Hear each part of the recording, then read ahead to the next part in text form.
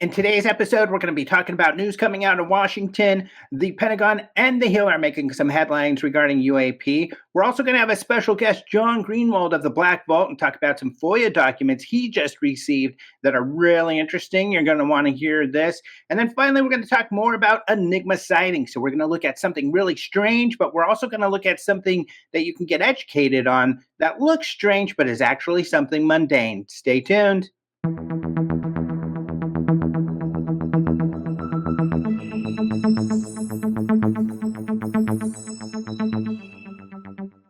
Hello and welcome to Open Mind UAP Radio. I am your host, Alejandro Rojas. I've been covering this topic for decades, many years, and I'm happy to be doing it again and bringing you the latest news and information and trying to frame and help you understand all the craziness going on. And craziness it is. In fact, let's get started. So our special guest is going to be John Greenewald of the Black Vault. He has some new documents that came out regarding the attempts that AARO made to get David Grusch, the whistleblower who claims that there's lots of kind of alien technology and things being hidden away. Grusch also claimed that he wasn't being contacted by AARO, so that's why he didn't talk to them. However, these documents show that perhaps that wasn't completely the case, so we'll go over that in just a minute with John. However, let's look at some of the other news. One of the things I've been talking about is the disillusionment by a lot of people that were interested in this topic in the mainstream and were kind of dipping their toes into this. And one of those is from a big podcast called Theory of Everything, Kurt Jaimungal. He has been dipping his toes in the topic, but he says no longer. And I just want to play this video for you. So my last interview with a UFO bigwig was 8 months ago. And in part, the reason for the lack of frequency with this topic is because I've backed away. I've backed away. Why? Because I'm disappointed and I'm dismayed. So the reason is that there's always the promise of some tangible governmental or scientifically sanctioned data that's just around the corner. There was the rumor of 40 new whistleblowers coming forward. It never panned out, but even if it was 140, then the next question is, so what? Because there's only so much that talking can do. And I see acrimony developing in the people who are involved in the scene. So there it is. And this is what I've been afraid of. And in fact, there has been a couple more articles coming out. SETI chief says U.S. has no evidence for alien technology. There was another astronomer in Texas who came out with an opinion piece along the lines. And we see a lot of people, because there is this space now to question everything. And it's unfortunate. And we'll get more into that. Of course, I've been talking about it quite a bit because really it's kind of the baby going out with the bathwater. But, unsubstantiated rumors are not what you study in science. You study data and information. And sure, there isn't a whole lot of data, but there is some. And it is unfortunate because I do agree with people who criticize the last AARO historical report in that when it got to the history of the real credible cases, it's kind of weak on that side, but they were really forced to address all of these kind of alien conspiracies. So we'll get into that, but this kind of sets the scene for what happened yesterday, which was AARO did another briefing for some of the House members in a skiff. And remember, the House has kind of this UAP caucus that is mostly Republicans, but a couple of Democrats that are part of this oversight committee, and they aren't briefed, or aren't briefed on classified information like the armed services and the intelligence committees are, but they have been allowed to get in these skiffs and get some kind of classified information on these projects. And here's what came of it. Here is Robert Garcia being interviewed by Ask a Poll, and I think it's, Matt Laszlo is part of this. You really got to follow this site and Matt Laszlo because he is on the ground and making sure to do these interviews when they come out of the skiff. Robert Garcia didn't say a whole lot. This is Robert Garcia, Democrat out of California. He essentially was saying that we got to give AARO time, that we've got things set up in system and they're doing their job and they're doing the research and hopefully they'll find something. So he's essentially backing the Pentagon in what they're doing. Really, I'll go here first The couple of other people, however, that have been more gung-ho are Tim Burchett and Anna Paulina Luna. They have been kind of saying, there's really something going on here, that there's a lot of secrecy and there's a conspiracy. They came out and they were kind of disappointed. They said, really, they didn't find out. Rep Luna called it a nothing burger. And then finally, we'll get into Burleson because he's a little bit more interesting in that he says, well, let's listen to him. Again, my worldview has been very skeptical that this is extraterrestrial, and that remains.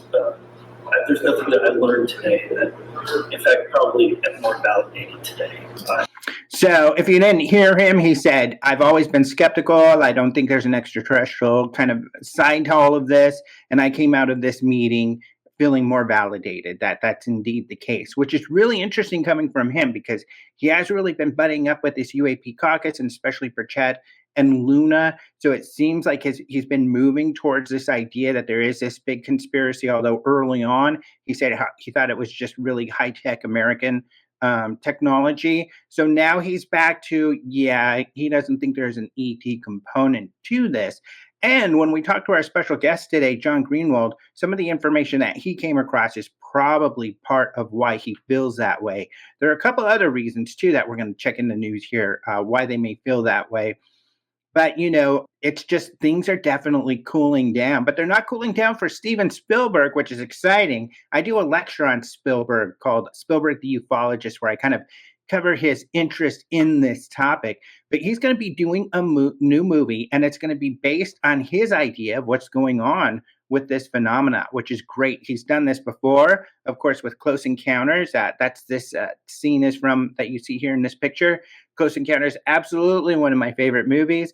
Dr. J. Allen Hynek, who was a scientist, a consultant for the Air Force on this topic, was involved with that as a consultant. And he even has a little cameo. Maybe I'll pop it in right here during the movie. Harry Ward Craig, Captain, United States Navy, 043431. Captain, would you come right to... I'm very excited about this. There's another show, too, that's not as well known, a miniseries called Taken that he did, which was several episodes, which even gets more into alien abduction and Roswell and everything that kind of covers the mythos with his spin on it, which is really interesting. So Steven Spielberg is doubling down on UFOs, which is good to see. Another piece of news that is probably causing concern with others like Kurt, who kind of invested a lot in some of these allegations that were coming out, is the release of this document called about the Kona Blue Project. The first document here is kind of their story, where really AARO said that they were hearing from witnesses that there was a program that had to do with crashed UAP and studying UAP material. They looked into it and they found this program called Kona Blue. It turned out that it wasn't a program that was established. It was a proposed potential program. And then further, when they looked into it, they saw it was associated with the OSAP group, those same guys who I've been talking about, who kind of were part of Skinwalker and doing a lot of paranormal investigation. That's where that $22 million actually went to, that the New York Times wrote about in December, although they claimed it just went to a UFO program called ATIP. That wasn't the case. And to add more confusion, ATIP, the Advanced Aerospace Threat Identification Program, was a nickname for OSAP, which was the Advanced Aerospace Weapon System Application Program, really so people wouldn't get the real name out there. Eventually, however, ATIP became the name of at least the program, or at least the self-initiated effort by Lou Elizondo and other intelligence officers looking into these portfolios of UAP cases. I can't say it's a program or a project that was officially a program or project because we don't have any paperwork that backs that up. But certainly there was a group of people that were doing this, and it was known that they were doing this. I don't really see a problem with that. I think that's great, in fact, because we got some really great Navy cases from it. However, like I've talked about, this Bigelow group that was contracted with OSAP, they do all of this paranormal stuff. So they talked about how there was a proposal. Eventually, the proposal got denied because there was nothing really tangible that they could get from this project. They also mentioned that there were supposed to be alleged anomalous materials that were part of this project that were supposed to be given over for research that never happened. So the program was closed. They also give us the proposal here that we can look at. And as you would think from kind of this group of people, it gets pretty weird. One of the weirdest parts that is in here is something they wanted to create called the Consciousness Center. And this was to collect critical data using remote sensing in order to determine the activity and purpose of the advanced technology, especially any threat posed. Remote sensing is another term for remote viewing, which is a project that Hal Puthoff, who was one of the members of the Bigelow and the OSAP group, had started back in the 70s, where they were really using psychic abilities, alleged psychic abilities, to look for information and help law enforcement out. The program actually did go for a few years. Through Open Minds, I did interview Joe McGonigal, one of the primary remote viewers. He said he was accurate 20% of the time. I was shocked because I didn't think that was a very high number. But his point was, well, if you're working a cold case, 20% is better than nothing. And I guess he had a point there. But you can see how it would be difficult for the Pentagon to accept a project where you're using psychic ability to kind of look for UFOs here. So this just didn't pan out, but you can read more about it on the AARO website.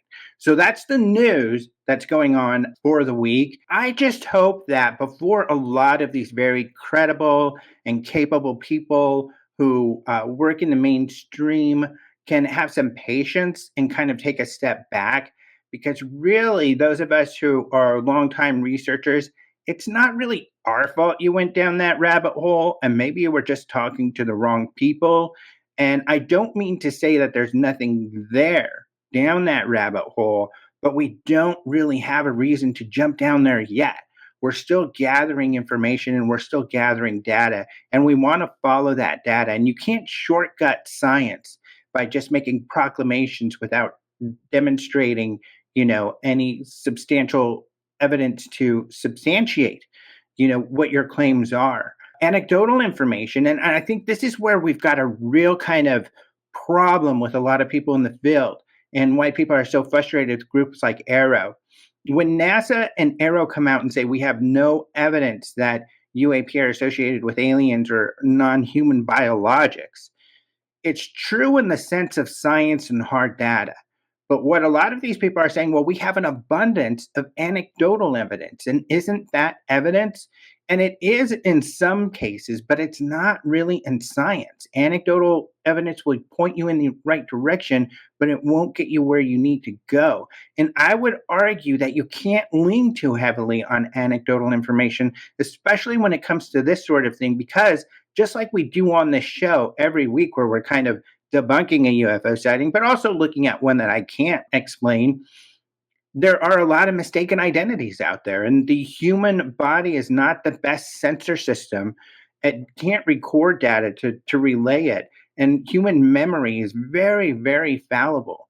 And so we just need better data, and we can get better data. So we can't give up. Just because it's difficult to do doesn't mean we shouldn't do it. It should mean we double down on it, because if no one else is going to do it and we do it, then we'll make those amazing discoveries on our own. And that's what I hope to do.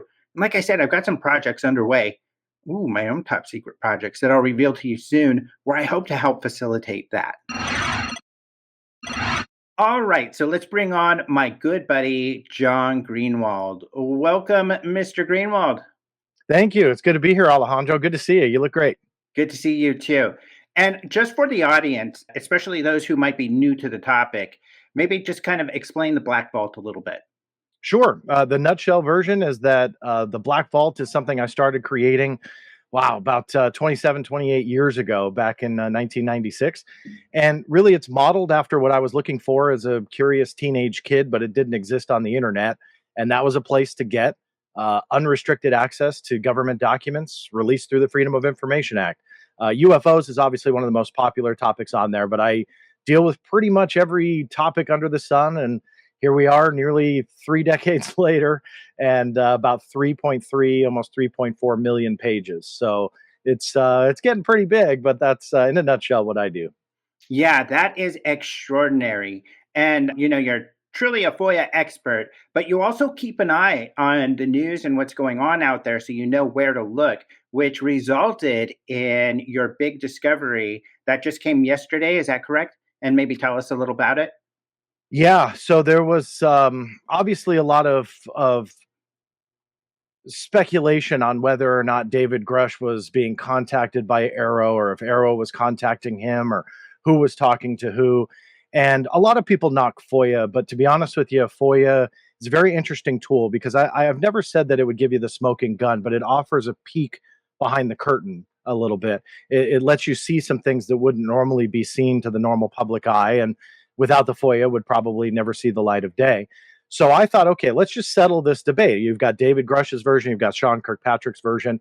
And so I filed a request last year for information related to the invitations that AARO was sending to David Grusch. And to my surprise, they released a package of information yesterday. And this was all about the attempts by AARO to talk to David Grusch and to get him in there on the record and have him talk about what he wants to tell, and it would be cleared for him to do so. And that's what a lot of this controversy has been, on whether or not AARO is cleared to hear this information or not. And these documents really shed light on those contact attempts, how David Grusch had reacted to some of those attempts, how in one case he even stood up AARO representatives in a scheduled meeting and left them in the lobby for at least 30 minutes. That is something that he later apologized for. So I definitely want to make note of that. But I think that there was obviously some miscommunication because David Grusch wanted even more proof that AARO was cleared to hear the information he had to share. And AARO to David Grusch anyway was not as forthcoming as he wanted them to be. So it's a really interesting peek behind that curtain to see how this all unfolded. And I will, you'll see a bunch of tabs there. I'll share all those links with you guys. That was the news. But also, as John and I talk, we'll be talking about different events that have happened, and I'll put the links in the descriptions to that as well. Definitely go to John's website and check this out, though. A lot of really interesting information there. But to kind of also frame this a little bit is that we've had a few situations, and I'll go over the timeline. Maybe I'll just bring that up right now. Let's do it. Grusch had claimed that he had not heard from AARO when he was asked directly. And we didn't know whether that was true or not. Kirkpatrick had said he had been constantly trying to reach out to David Grusch to get him to tell him his information. On the one hand, these documents do show what might be a legitimate concern of Grusch's, and I'd love to hear your opinion on this, which is that he felt that AARO might not be cleared for all of the information he had to share. And he also had said, I've already talked to the Inspector General. Can't you just talk to them? But Kirkpatrick said there was some information they couldn't share, so that he would have to come directly. Do you think at some point that was a little bit of a valid concern that he had? Absolutely. I mean, David Grusch strikes me as someone that wants to adhere to his security clearance oaths, his non-disclosure agreements, if he's signed specific NDAs. But the bottom line is he strikes me as someone that, regardless if it is the security oath, security clearance, or an NDA, or both, that he wants to adhere to that. And he wants to ensure that as he conveys this information to whatever party he's conveying it to, they are properly cleared and he's properly authorized to do so. So I think to a point, yeah, absolutely. It's a valid concern. It's a valid question. And it's something that, to his credit, he was making sure that they could do. Now, with that said, they were telling David Grusch, as revealed in these emails, you are cleared. You are authorized to share this information, and you are able to do this. To close the thought, I mean, I really don't think in a situation like this, you're going to get a government agency that is completely lying to you and giving you a game of charades to play some kind of gotcha game to get him to go in there. He then spills this classified information and they go, aha, we got you. And then they prosecute him. I mean, that part doesn't make sense to me at all. So his concern is valid, But in the same respect, the DOD/AARO was addressing his concern. They said he was cleared. They set up the meeting. Look, congressional leadership, they're breathing down everybody's neck to get some answers here. This is obviously a congressionally mandated effort. It's funded. It's legitimate. It's not like this was, a completely secretive effort where they're going, hey, why don't you come in and tell us your secrets? It's not about this. There's a lot of spotlight, and a very heavy one at that, on this effort. So I really do think that on both sides, you got to be very careful. But with that said, they're not going to just start lying to people to play gotcha. And like you, I got to see the evidence, right? So I wasn't, when Kirkpatrick said, he had been communicating with Grusch, I kind of felt he probably is accurate. I don't know for sure, but, he's got a lot of eyes on him. He's got Congress watching him. He's got all these people breathing down his neck. He probably wouldn't, say something that he couldn't prove, but you never know. You never know. He could have been lying. So as we go through this, even, there is some proof, but there is still some stuff that isn't substantiated, but still has some somewhat backing. So one of the first messages we see is between Kirkpatrick and an associate of Grusch, where Kirkpatrick is saying, can you please get a hold of this guy? And his associate said, well, Grusch has those problems. He's not sure that you're cleared. So you got to go to the IG. So that's where it starts off. Then you have a section where AARO is saying, here's what happened. Now, they can't support all of this, and I don't want to take their word for anything either. So they said between June 18th or the 8th and 13th of 2023, we had an intermediary where we're talking to, and that was in trying to encourage Grusch to talk to us. They said, between the 12th and the 13th, there was another professional staff member that they spoke to, and they provided the text messages with that person, and that person is Chris Mellon, someone we know, have talked to quite a bit. He is a guy who is a former Deputy Assistant Secretary of Defense for Intelligence. I need to write that down and have it right here because I always forget. It's a long one.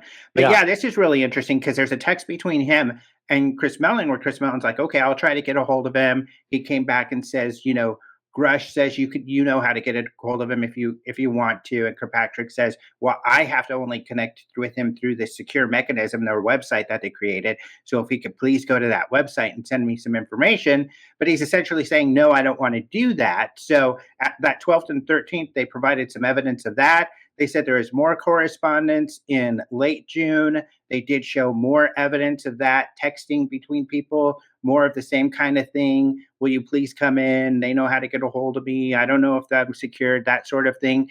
But here's where it gets a little bit dicey, because on July 26th, at those hearings on UAP and from the House group, which was the Committee on Oversight and Accountability, here is the discussion, and I'll show you guys the video of that right now.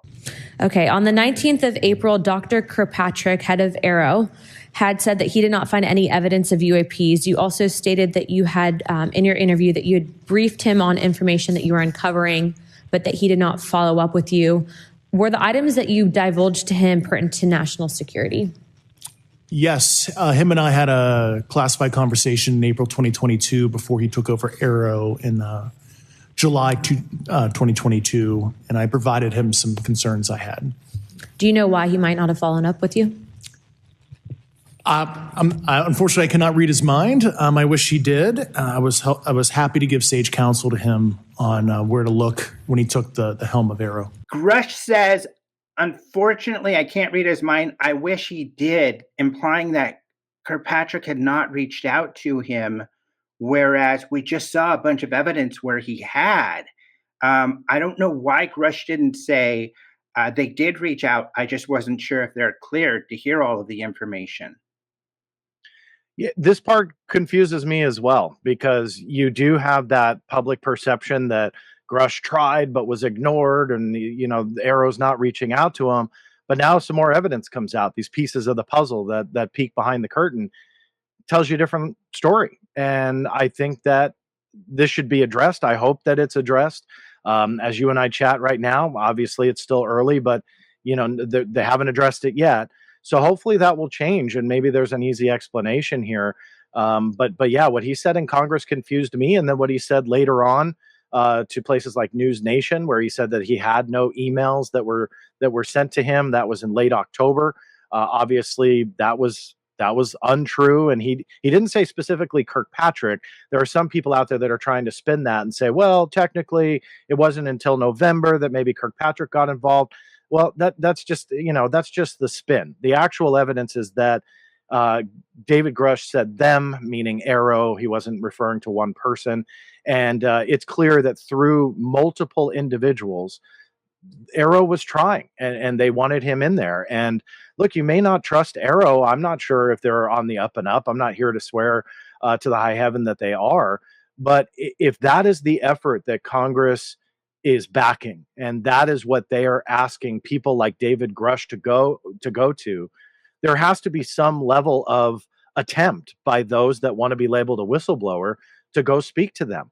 That you have to understand that if the position of the DoD states that they can receive Title 10 and Title 50 information, and they conveyed that to David Grusch that they were cleared, there has to be some effort by the whistleblowers to accept that and to do it, and to go in there and testify. I'll say this: I'm not an attorney, so this isn't legal advice, but I will say with high confidence that any attorney, especially a former ICIG, would have a field day that if one of their clients went into a government agency that says, oh, we are totally cleared to hear this, and you go in and their client says something and then they're prosecuted, there is no attorney that has any knowledge about national security that would not take that case into the courts, because it wouldn't stand. And that's just based on the DoD in their position to David Grusch. But then you add in an official statement position by the DoD that was given out by the press office that also stated and reinforced that AARO could receive Title 10 and Title 50 umbrella information that was conveyed to AARO. There is legal mumbo jumbo beyond that on AARO being able to turn around and go to the CIA and start demanding Title 50 information. But that's different than them receiving information from somebody like David Grusch. That's in an official statement. Those two things alone, what they told David Grusch and the official position, it should be enough. But now you have even more evidence. In this FOIA release was a signed letter by a major general who heads the DoD's SAPCO office. And then you have another ODNI letter that is from the CAPCO office and director. So you look at those two letters, it further reinforces that AARO is fully cleared to receive this information. So we can label AARO anything that we want, but when it comes to the DoD stance that they're cleared to receive information, I'm sorry, all evidence points to, even to my surprise, because I wasn't expecting that, these two documents say that anybody with a signed NDA or anybody with a security clearance of top secret or below is fully authorized to go in and share their story. And so you have these two signed letters on top of the DoD position statement from the Public Affairs Office, on top of what they're telling David Grusch. That's a lot of supporting evidence that whatever you want to label AARO as, and it's fine to do so, when it comes to this issue, even to my surprise, it looks like they were absolutely cleared to hear everything that David Grusch had to tell them. I've got two major issues with this right here. But on a side note, it is interesting that in the historical review that AARO says they never even came across one NDA related to this topic. Yeah, I'm kind of surprised at the NDA talk as well. I mean, generally you have your security clearances. Usually NDAs more reside in the private sector. So I can kind of see if they had signed something with a private contractor that they were working with, that the U.S. government can maybe then relinquish them from that if possible. But yeah, I was a little surprised at that talk. But hey, I've seen stranger things. But clearly, AARO didn't come across that, and nobody's really shown, I think, hardcore evidence that they have that NDA anyway. I think that for me, in many instances, it just kind of seems more like a cop-out that they don't want to talk about something and they fall back on an NDA. But an NDA with who? And if any one of these individuals, I'm speaking broadly here, this is proof that if any of these individuals had an NDA with the U.S. government, this completely relinquishes them from that, and they're able to openly talk about it to AARO. Yeah. So, and the big point here is, even if he had that concern at this point, he should have said that, because the hard part is he's talking to Congress in a congressional hearing, and he's saying something that is not accurate. He's implying or just saying that he wasn't contacted when he was. So that's a major issue. That's concerning. But the other problem I have with this is Luna and this UAP caucus, because they do not educate themselves on this topic. Even in this hearing we're talking about, I feel like Burchett and Luna, who are the big pushers for this hearing, were the least informed. I was extremely impressed with how informed every other congressional member in that hearing was. They had great questions. But she says this on the 19th of April, Dr. Kirkpatrick, head of AARO, had said that he did not find any evidence of UAP. That is absolutely false. And it's not that she's lying, I don't think. It's that she's uneducated on the topic. And it's really frustrating. In fact, here's what he said. He wants to say that we do need to better understand and respond to UAP. He says Congress and DOD do agree that UAP cannot remain unexamined or addressed. He does later go on to say, to state for the record, he has found no credible evidence thus far for extraterrestrial activity, but she's absolutely incorrect. And it's frustrating because they created and used the term UAP to try to demonstrate, UAP is separate than alien technology. It could be that, but we don't know yet. We need to gather data. But she's obviously, I don't know, obviously that frustrates me. It doesn't surprise me that politicians are uninformed, whether it be Congresswoman Luna or otherwise. I think they rely on staffers a lot that then don't have their name on something, so they're even more careless. I hate to say it that way. I'm sure politicians would disagree with me and that their staffers are the greatest and best. But I think that really when it comes down to it, they're relying a lot on the internet. They're relying a lot on blogs, and you hear that in some of the line of questioning. You're right. Some were very well informed, while others are being fed that information, so they just throw it out there in hopes to be on the nightly news. To Tim Burchett's credit, I mean, he even said one time that and I'm kind of paraphrasing here, but it was along the lines of, maybe you guys are just putting me on TV too much or something to that respect.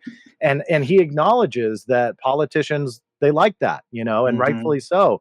Keeps them in front of the voters. They get eyeballs, they get airtime, and politicians love that. So I don't want to take away from the value of having political interest and what that does in the halls of Congress, because that's very, very important.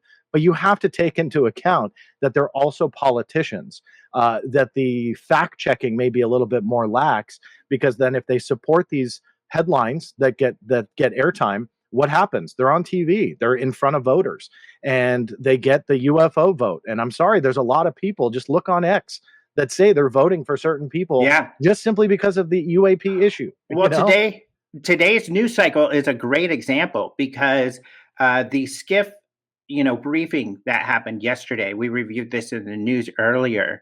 The news is picking up on Burchett, whereas Burleson comes out and says, I'm skeptical now. Robert Garcia comes out and says, hey, I'm cool with AARO doing their thing. Luna even calls it a nothing burger, but Burchett doubling down on this, very sensational kind of verbiage is getting all the headlines today. Yeah, and I think in some respect, he may believe all that, and that's good. That's great for him. Good meaning that's his feelings. That's how he thinks, and that's okay. I've got nothing wrong with that. But I think when it comes down to it, those are the sexy headlines, because you do have a politician, a congressman who's coming out and he believes in those sorts of things, but we don't have anything to back it up or prove it yet. And you're right. Burleson then kind of came out on his own and said, my skepticism was kind of warranted here. And if I recall, he had a pretty interesting tweet about the government lying, and later deleted it and took it offline. Why is that? I'm not really sure. Maybe they just don't want to be that accusatory. But clearly the interest is waning. And it's waning because there's a lot of talk, but there's really not a lot of show here. Exactly. And when you label, again, certain people whistleblowers, it's time to blow the whistle if the government is lying. And I fully support that, because even though I'm not an advocate for leaks or spilling classified information, I don't believe information about UAP, if it was connected to extraterrestrials and non-human technology, has a justifiable reason for classification. And with that being said, I fully support the blowing of the whistle to get this out into the open. So if there is information that is there then start at AARO. You have the full backing of at least a few congressmen and women that are willing to back you. So if you go into AARO and you tell your story, and then they come out with that historical report and say, oh, there's no evidence of any of this, there are a lot of people that you can turn to that love those headlines, that love the spotlight, that will be right there to pick up where AARO failed. And if they have to march into the Oval Assuming Office, they did. then fine. Right. Right. If they have that evidence, and assuming they could. And I think it's just people, the will to believe is so strong. And, there was a place where we went from, Navy videos, jet fighter pilots and their experiences. And then somehow we went off the deep end to more of this mythos that has been, you and I have heard for decades, that has been unsubstantiated for the entire time. And they just found, and this is just what I hear from a lot of people, is that, sure enough, this mythos is unsubstantiated and it's starting to look bad. And to get a little bit further into the looking bad part here, I just wanted to get on the timeline and just that there was more conversation. So obviously after that briefing, AARO tries to get a hold of him again. Essentially, it's the same back and forth conversation that was going on. Then we cut to October 31st, where there is a it was a off-camera media roundtable with Sean Kirkpatrick. And he is asked about Grusch. Grusch says, you haven't contacted him. Why is that? Kirkpatrick says, well, we have been trying to contact him and he has declined to come forward. That's the day when Grusch then texted News Nation and says, I have 0 emails or calls from them. That is a lie, which is, again, frustrating because, no, this is a lie. Obviously, we have a lot of record where there was back and forth between them, but he's still on the air saying that there isn't, when all he really had to say was, I still just am not confident that they're privy to this classified information, because like we've been talking about, it wasn't until a month or so later that they really kind of confirmed to him, look, here's a signed document, you can talk to them.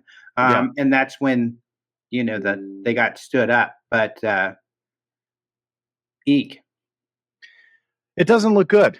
It really doesn't. And again, I think that these types of documents are paramount to understanding how it unfolds. I think it does reinforce the position of the government. Sorry, it just does.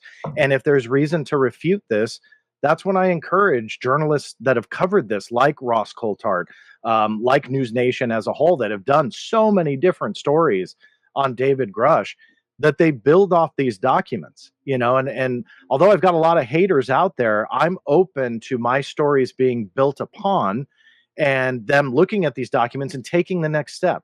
And if it's shown that Kirkpatrick is lying, by the way, there's multiple allegations floating around social media that these emails aren't even real and that the government is fabricating them. Look, that's silly talk. But if, stuff like that is even remotely close to being true, then take the next step. These journalists that are out there that keep talking about David Grusch and keep doing the stories and this and that, they're not following up. Why aren't they pushing the Pentagon for answers? Why aren't they utilizing FOIA? What if they found something that completely verified Grusch's claims? But nobody's trying. And that's what's really frustrating to me, because then you come out with this. Yeah. I don't control what I get. I mean, it is what it is. So if people want to say that all of this is fabricated, whatever, but I come out with it and then, you're crucified for it. But that's the my journalists out there frustration. should be doing it. My frustration, though, is when it comes to even Grusch and that group, is they're not doing the hard work. And that's the whole problem, is that hasn't happened. Science is hard. And you have to have you have to put all your information out there to be peer reviewed and to be beaten up by, the community. But that's how the process works. And they won't work by that process. Instead, they make proclamations and say, oh, we have the evidence, but we're not going to share it with you. And you've made this point plenty of times. Why is it okay for them to do that? But it's not okay for, the government to do that. And really, I think you and I are probably in agreement that neither side should be doing this. Both sides should be sharing their evidence. those that are demanding transparency the most are showing the least of it. Now, I'm here to say that the government is covering this up. They've lied before. They continue to do so. There's a huge cover up there. I believe that's proven with evidence. But those that are outside the government now, those that came from the government that want to preach about and demand their transparency, are being incredibly secretive. And a lot of people talk about the gatekeepers and the government this and that person that, and Susan Goff here and Kirkpatrick there, and how dare all they? Well, you look around at the claims that other people are making, that David Grusch has the keys to the universe here and can prove it, but he's saying, well, I don't trust Dr. Kirkpatrick, so I'm not going to tell the one congressionally mandated effort my secrets. So then that question is, well, who does he want to tell? And we don't know. The documents show Kirkpatrick was the big roadblock. Well, Kirkpatrick's gone now. So since January, has David Grusch gone in there? Has this changed at all? Do we now have another excuse? Because I think it's clear at this point they can receive the information. We just talked about that. So I think that can be put to bed. A year ago, yeah, maybe there was a very reasonable reason to bring that up. But clearly that's been put to bed by multiple pieces of evidence. So now what is the holdup? Documents show Kirkpatrick. Well, Kirkpatrick's gone. So now what? So what problem do we have with Tim Phillips? What problem do we have with somewhere else? So we have to figure that out. But others are doing the same thing. They have information and they fall back on these NDAs. And they say, well, no, I can't tell anybody. Even journalists, not to point fingers here. I don't dislike Ross. I, in fact, like Ross. But Ross Coulthart says that he has the knowledge about a gigantic UFO that essentially had a big building put over it because it was too big to move, that somebody told him. So these people are going around telling journalists who are like Ross, that are conveying it on News Nation and on his online podcast and video show. You've got that, but they won't tell congressionally mandated efforts. Even if you don't trust them, at least walk that journey, go do it. Because you're not going to get in trouble. There's no, I'm sorry, you're just not going to. There's too much supporting evidence that would allow an attorney to fight for you. So do that step. Show your willingness to fulfill congressional wishes that you do so. Because Gillibrand backed Kirkpatrick in the AARO effort, and Gillibrand was a hero. Now she's not as vocal. And so a lot of people turned on her, which is really unfortunate. Right. So it's really, I think, telling that these NDAs get being falled back on. And now we have direct black and white evidence that NDAs specifically are not applicable when it comes to sharing information. So these reasons and excuses are being kind of put to rest one by one, but we still have no evidence being shown. And I think that that's telling, and it's very unfortunate.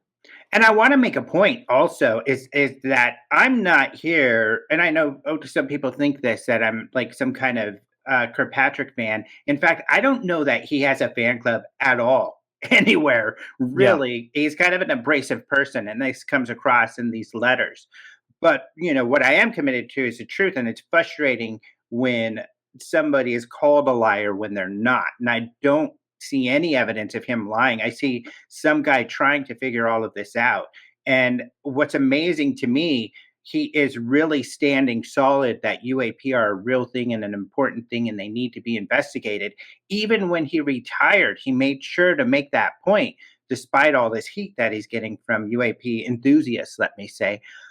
So I appreciate that about him. And I love to see that he was being accurate in this. I don't like to see that Grusch was not being accurate. I don't think he's a liar, although what he told Congress doesn't seem to be the total truth.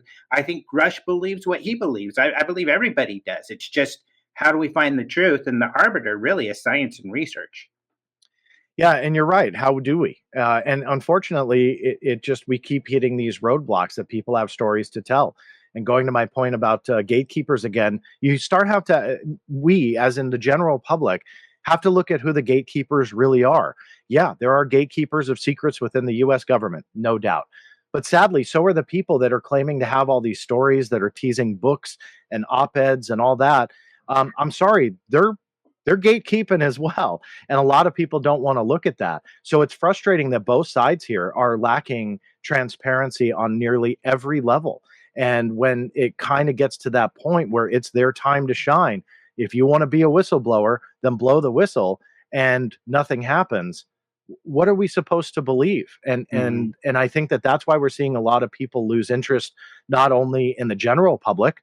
That's easily provable by Google Trends. You look at the trends about searches and how people are researching and what kind of news stories, and you've seen a sharp drop off on keywords related to this topic. But on top of that, in the halls of Congress as well, that you've got a dwindling number of congressional leaders that are talking about this issue. Some just kind of brush it off if they're asked in the halls of Congress. While, yeah, you still have a few surviving names that are really interested in it. But I think now you're falling on a personal interest. And that dwindling effort, I would say, is kind of telling on how strong the evidence that they're hearing really is.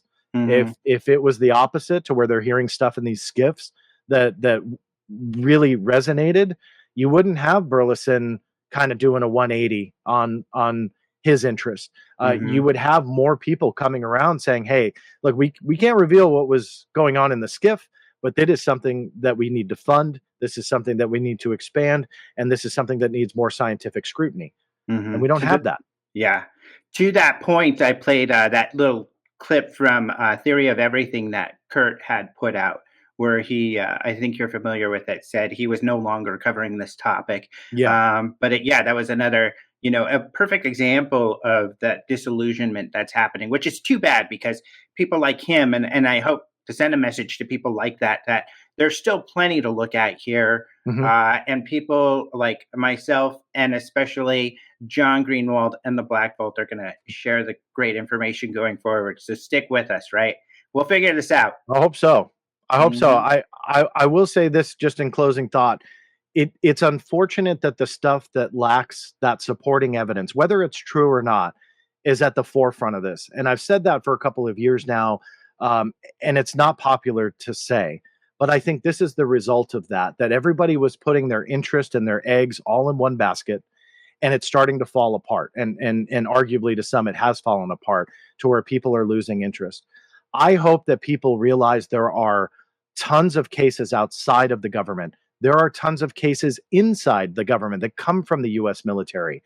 There are reams of documents and even photos and videos, obviously, that are still intriguing. It's not as sexy as some of this other stuff, but we have to focus on the stuff that we can prove. It's not about what you believe. It's about what you can prove. And I hope people realize that. I don't want people to lose interest. I know some people view me as a debunker skeptic, but I'm really not. It's quite the opposite. I feel that there's something here, and there's something that we need to scientifically scrutinize and get people involved in, private sector. And yeah, I hope government as well. I think that if they want to be transparent, cool, then let's find those efforts. But ultimately, it's going to come down to valid research and a scientific effort. And when you put all those eggs into one basket that lacks the evidence, this is the result. You have bad government reports, like that historical record that missed an awful lot. Is that their fault? Is that part of the cover-up? Or were they so inundated by these stories that lack the evidence that took up all their time, and that took up their whole effort, and it fell apart? I'm not sure which side it is, but either way it goes, it's not good. So I hope people do realize that there is something worthwhile here. May not be as sexy as some of the stories we hear on X or some cable news networks, but there's a lot of evidence there, and I hope people don't forget that. Very well said. Thank you so much for coming on the show. And my pleasure. We'll definitely have you back because there's no doubt you're going to continue to break news over the coming months and years. I appreciate that, Alejandro. It's good to see you again. Thanks for having me. I really do appreciate it. Speaking of data and gathering good data, it is now time for the Enigma UAPs of the week. We have partnered with Enigma Labs to bring you interesting UAP sightings weekly that they collect via their app and website. If you have a report to submit, you can download the app at the Apple Store or submit it via the website at enigmalabs.io. I've got links also in the description here. But in the interest of full disclosure, I am a paid consultant for Enigma, and that is how I can keep up to date on the best videos that we are getting. And I am very excited to show you today's videos. So let's take a look here. Bring this up. All right. So, of course, the very first one, and unfortunately, I can't full screen it here it won't show it correctly, but go to the link and go check it out yourself. As you can see, you can full screen them on the screen. Now, this is a video, and I will make it the whole screen so you can see that I think I know what it is. So this is the one that is known. This video was captured in the UK, so it's really fun. Hopefully you can hear the witness. So let's take a look. Sounds like it was late. You can hear some partying going on. Some pints. So this, I think, is a classic Chinese lantern. And here's why. It looks orangish reddish. There's a line of them. They're very spectacular to see. They twinkle because they're candles. They're essentially these balloons that are the air inside of them are heated by this candle. Because there's two Chinese lanterns together, because typically when people launch them, they launch more than one. So the telltale signs, there'll be a few of them, usually following each other in a trail. And just like in this video, and that's why I love it, they twinkle, they kind of fade in and out as the flame begins to come out. And then eventually the flame goes out and it disappears. So the first one we saw looks like it's already disappeared. Now, here's another telltale sign. As soon as these get about to the same area, they'll begin to disappear as well, because all of the candles last about the same length of time. So there goes that one. And we've got a few seconds till this one goes. But yeah, this is what Chinese lanterns look like.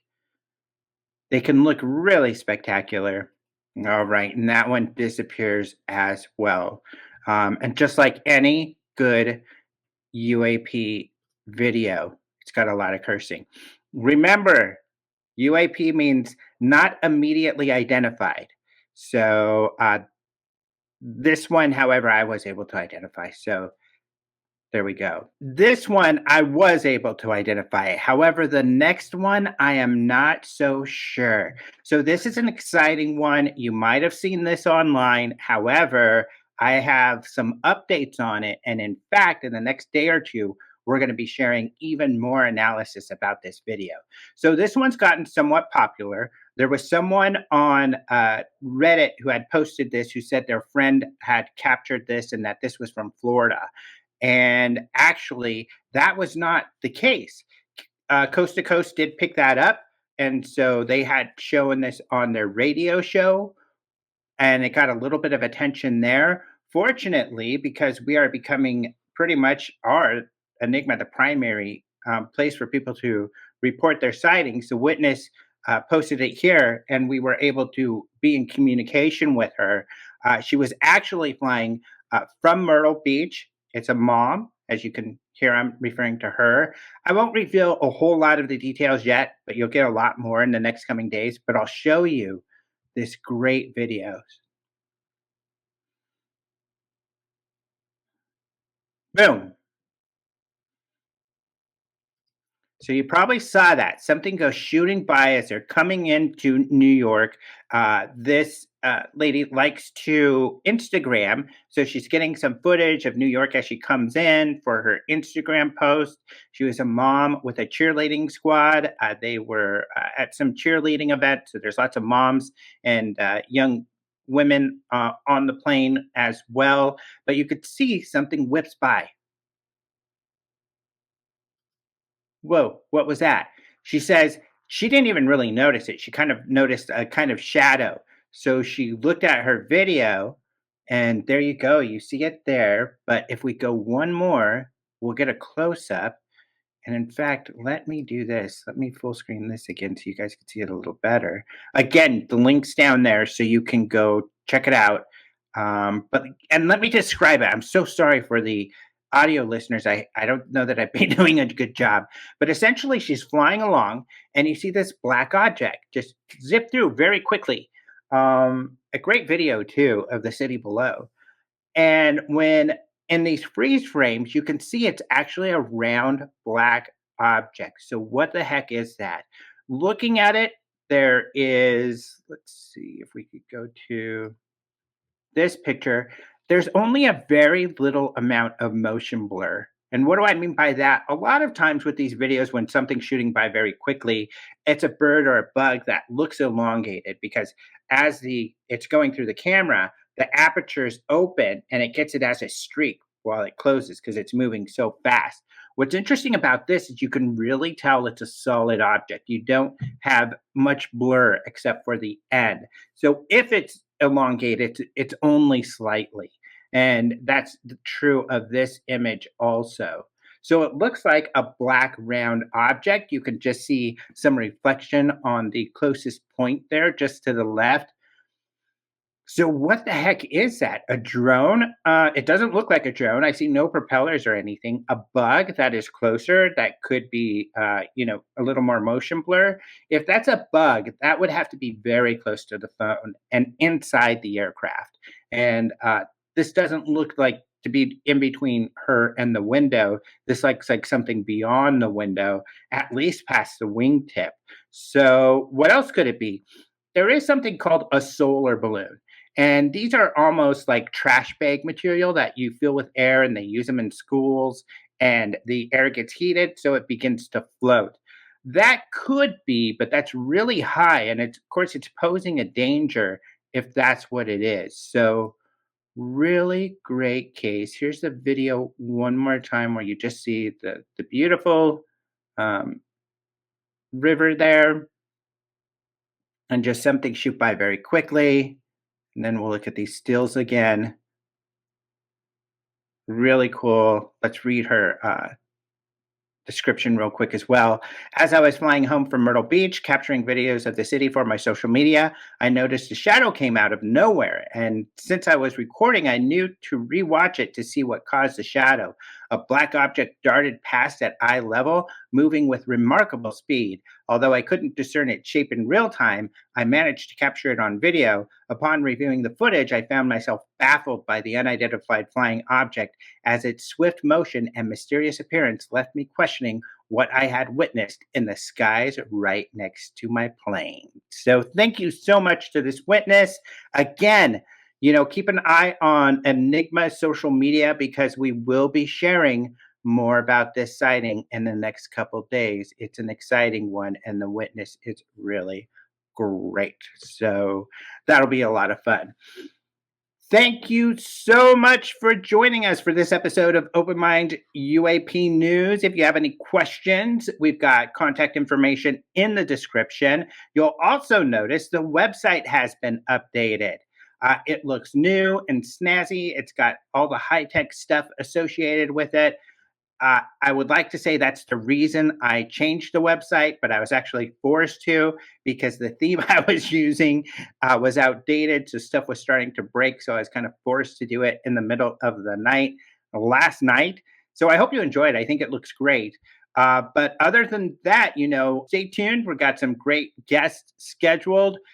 I do plan to stick to the bi-weekly schedule as best as possible, but actually I was in New York last week and then felt a little under the weather, so that's why I had to delay. Otherwise, we'll have these bi-weekly going forward. But thank you so much for joining us. Enjoy your couple of weeks, and we'll see you next time.